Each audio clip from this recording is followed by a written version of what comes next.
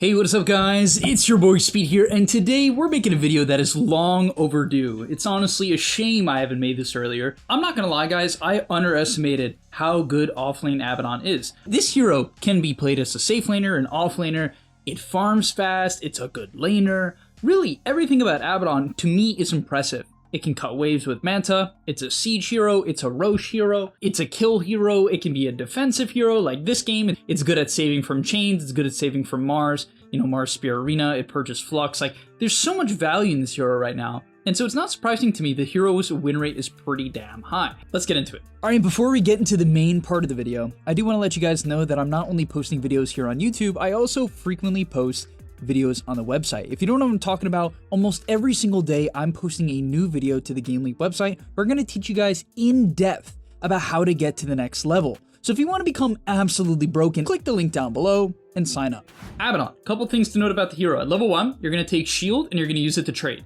Level 2, you're going to take Curse of the Avernus. How the ability works is you hit someone 4 times, it then does damage per second, slows them, it base slows them, and then slows them for more after the 4 hits, and then you get bonus attack speed when you've applied it. It will apply it for 5 seconds.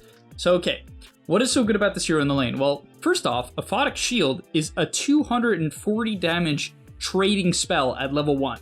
Like, that is insane. That is effectively what it is, right? This ability is ridiculous, straight up ridiculous. Then, your base stats, very good. 325 movement speed, a solid 4-ish starting armor, and decent base damage. Not the greatest base damage, but decent. And then your base attack time is 147, right? 1.15 seconds, which is very fast compared to the average hero, so you hit very quickly. Now, in terms of the early levels, you're just going to use your shield to basically trade with the enemy and secure the range creep.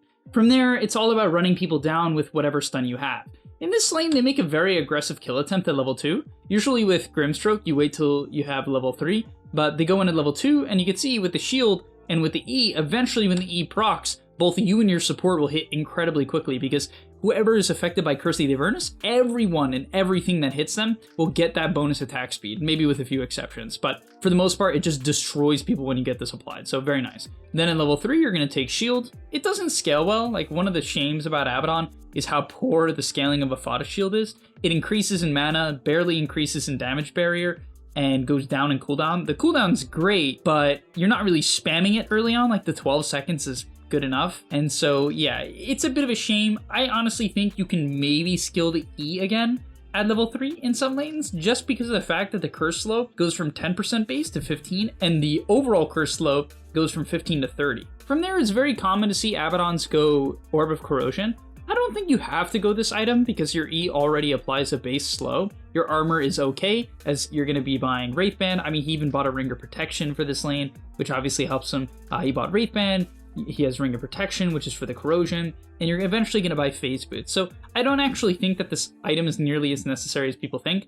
I do believe it's totally fine to kind of skip out on it, but with something like a Grimstroke and Inkswell, I can totally see the logic of just wanting to stick on top of them and really all in for kills. Also, the item is good on Abaddon. The hero kind of likes the armor, even regardless of his armor items. Attack speed is absolutely incredible. It's the main thing that you want.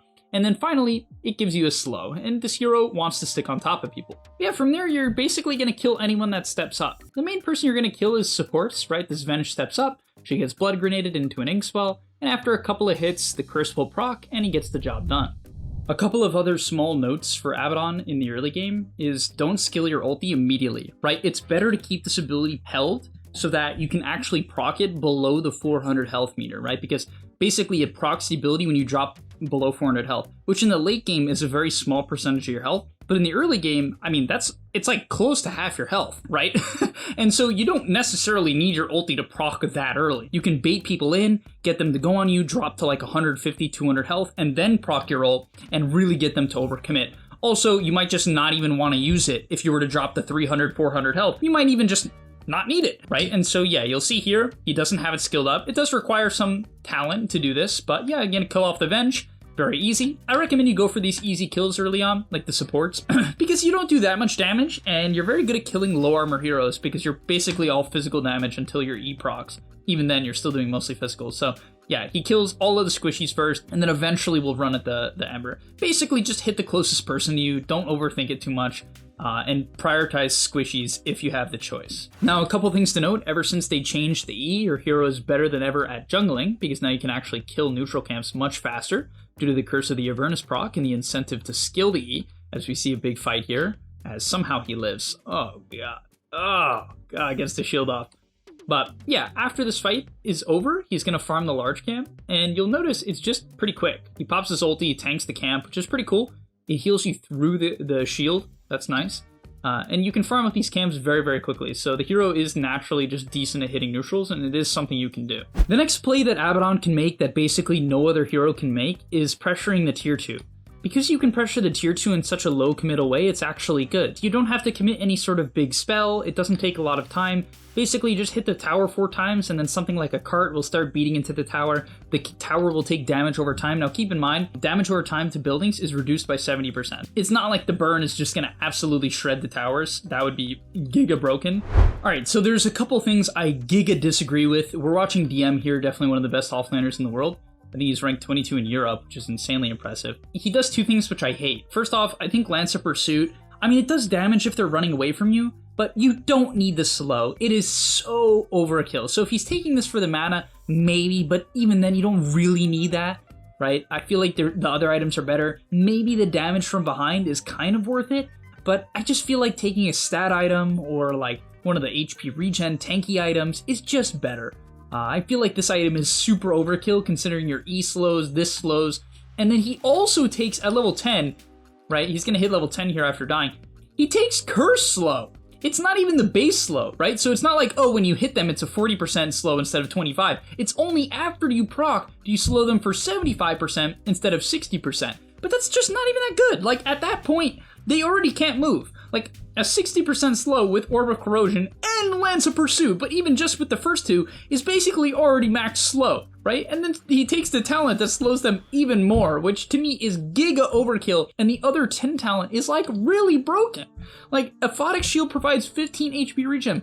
When fights end, people are going to be missing health. Your hero is going to be missing health. Your hero has no innate sustain. It doesn't buy any regen item. None of these items give regen besides Wand, and his neutral item isn't like Royal Jelly. He has no sustain. And so you can heal yourself by just clicking Aphotic Shield, right? For perspective, Ring of Tarask, the item that gives 1 billion regen now, that costs 1800 gold, gives 12 regen. Aphotic Shield gives 15 with this talent. I feel like it's giga broken. You could just heal anyone, right? You're basically just a walking heal bot. I feel like it's not even comparable, so this was insane to me. I felt like these two things were just wrong, in my opinion. What I will say is I really like his aggression. I mean, look at this play here. Sees this guy in the jungle, phase boots, Orb of Corrosion. I mean, the slow is insane. People can't move. Oh my gosh, almost solo kills this guy. I mean, the amount of damage your hero does is ridiculous.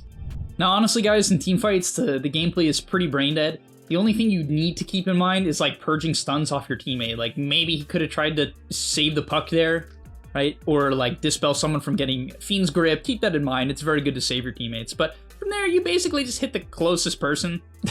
Like, you don't want to get kited, so you just hit the closest person. That's really about it. I wouldn't do anything more crazy than that in the majority of teamfights. All right, now let's talk about items, which a lot of you guys are probably curious about. So he goes Mage Slayer. A lot of people might be saying, why not Echo? But I actually think that this item is better than Echo on average. Let's take a look and compare the two. So first thing to note is cost. 2,700 on Echo to the Mage Slayer, about the same cost, right? So you can't say too much about that.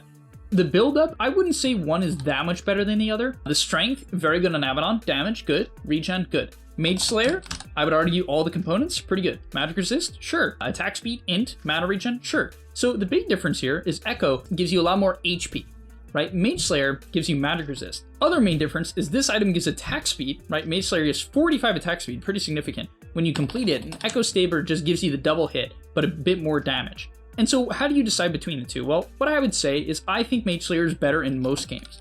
Reason why is I think attack speed is the name of the game here. When you're hitting people, you want to proc your E as fast as possible. And you might be saying, oh, but Echo helps you do that. The double hit, guys, is just, it's 2 hits. And then it upgrades into Harpoon, which is a benefit. However, you're going to be buying Blink after Manta.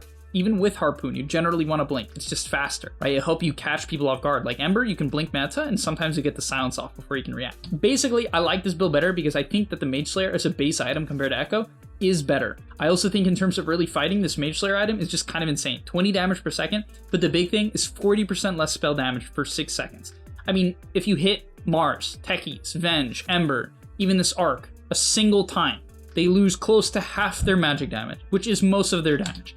And so I honestly think the active of this item has been broken and got buffed and just is broken, right? So I prefer this build, especially if they have magic damage heroes. So the next thing to note, at level 15, we got a big conversation coming up, and then Roshan, right? Roshan and Manta are the next two big things. So your hero is so good at taking Rosh because everyone hitting it gets a bonus 120 attack speed. So you just shred Rosh. Absolutely shred Rosh. Now, let's talk about Manta Style and level 15. Manta Style.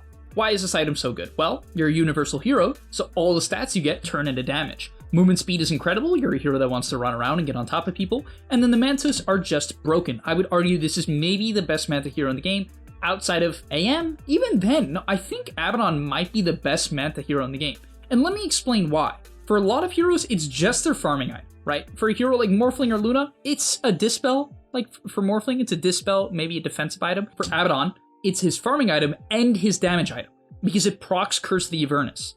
Right, so it literally procs an ability like Animage, but Animage, his Mantas kind of suck for farming, right? So Abaddon kind of does it all with this Manta style. It really is, I would argue, the best Manta hero in the game. Hopefully you can see my point. And then at level 15, you get Curse of the Avernus DPS 80. This ability is 50 usually, so it's way more than a double. It's almost 150% better, and so it does 130 damage per second when you proc Curse. And when you click Manta, it will hit them, and then basically you have to hit them 4 times. The Manta makes it almost instant, close to instant. If you hit level 25, it's literally instant. It's pretty funny because it's -1 curse attacks, right? So you can see where this hero becomes broken because this effect works on creeps. So when you Manta down a creep wave at level 15, all the creeps just explode once they get procced on, right? They just absolutely get annihilated. And these Mantas in team fights, if they stay alive, which you should actively try not to just send them down the middle.